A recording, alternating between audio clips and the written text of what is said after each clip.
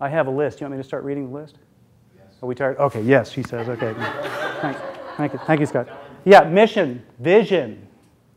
The vision of your organization, which is kind of that shining city on the hill that you hope to someday achieve by pursuing your mission. What about your organizational values?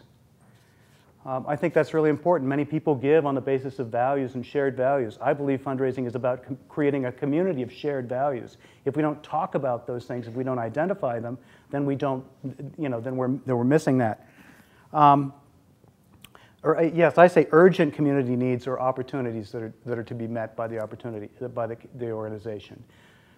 So there needs not just needs; they need to be urgent needs or urgent opportunities. I say a kind of a strategic / business plan, and you've covered a lot of these things. But definition of who our customers are, who our customers and clients are, and appropriate information about them.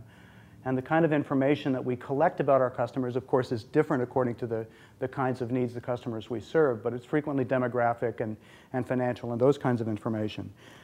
Goals and objectives, timelines, budgets. I like to think of 4 different kinds of budgets when I'm fundraising. Basic operating. This is the stuff that we just need to keep the mission chugging, right?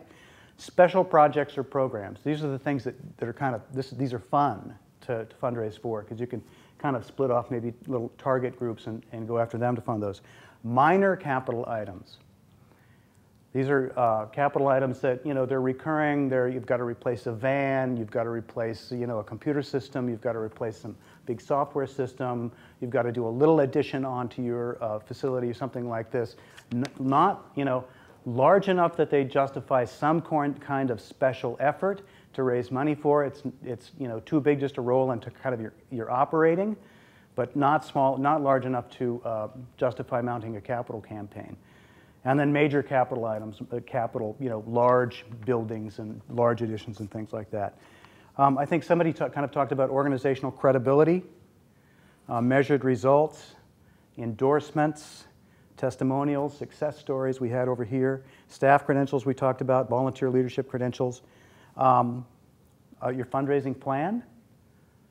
You need to be, you need to be able to tell the donor when the donor says, how do you expect to raise this money? Haven't we been asked that before? How do you expect to raise this money? Oh, well, we have an answer for that. A marketing plan can sometimes be a very important part of your case if earned revenue is an important piece for your organization. I say, somebody may have talked about this, the definition of the role of private philanthropy. How many people in the room have a significant amount of earned or public funding?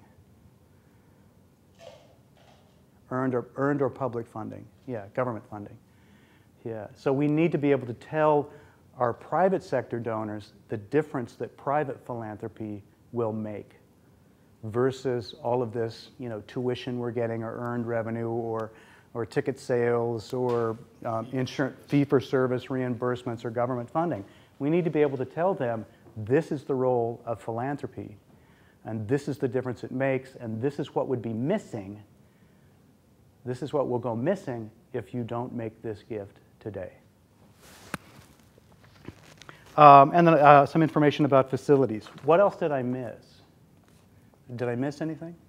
There will be a handout with this stuff later.